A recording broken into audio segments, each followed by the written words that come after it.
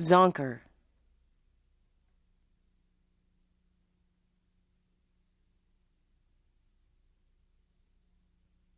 Step 1. Okay, for this fly we're going to use a 4X long number 6 streamer hook. And we're going to get a piece of Mylar tubing, and medium will work well for this fly. What we want to do is have the flared end of the tubing, which is going to be the tail, end right where the hook bend is, and trim off and pull out the center core of the Mylar.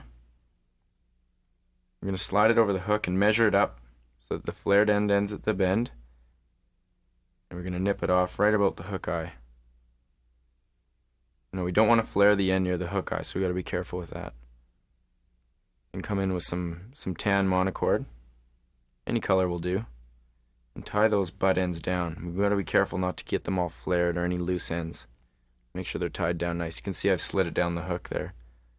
Helps me maneuver it. You can also use a piece of lead tape in order to thicken up and add some depth to the body of this. Although I haven't used any here, I'm just going to try and pinch it flat with my fingers to add some minnow shape to the fly. Step 2. Now I'm going to take a grizzly hen neck feather and nip off the tip. It's a little bit webbier, that's why we're using the hen, not the rooster. We're going to wrap it around. This is really just going to add a bit of belly and fins to the minnow. Gives it a bit of life. Just a few turns of that, so they all lay directly back over the fly.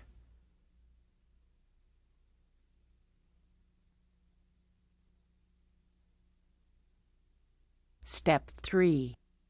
Now we're going to come in with a piece of Zonker strip in natural and trim the tip of the Zonker strip to a bit of a point. What's the difference between the Zonker strip and the rabbit strip? They're identical. They are they? So we can tie that in. That way it's nice and neat when you have it on a bit of a point and helps taper the head.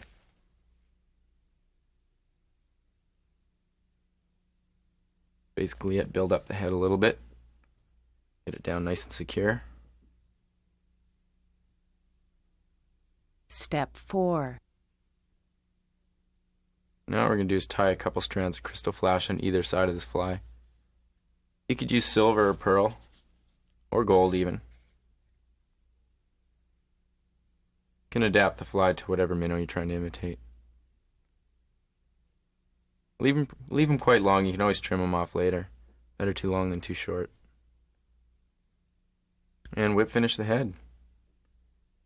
You might want to create a bigger head sometimes if you want to paint some eyes on it, but this will be just left like this. Step 5. Now come in around where your bend of your hook starts. Pull all the materials out of the way. And tie it off.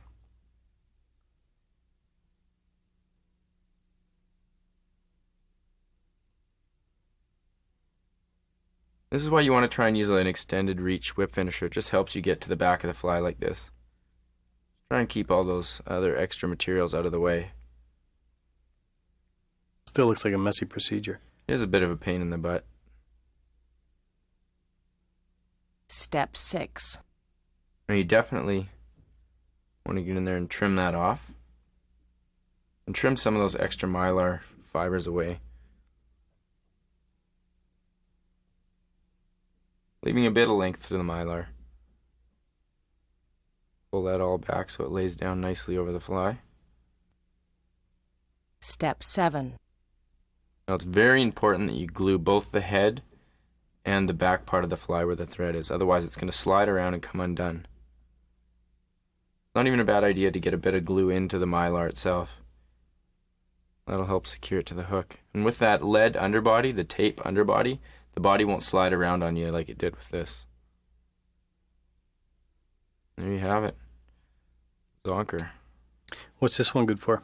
It's a good trout, bass, or steelhead fly. Tied in many different colors.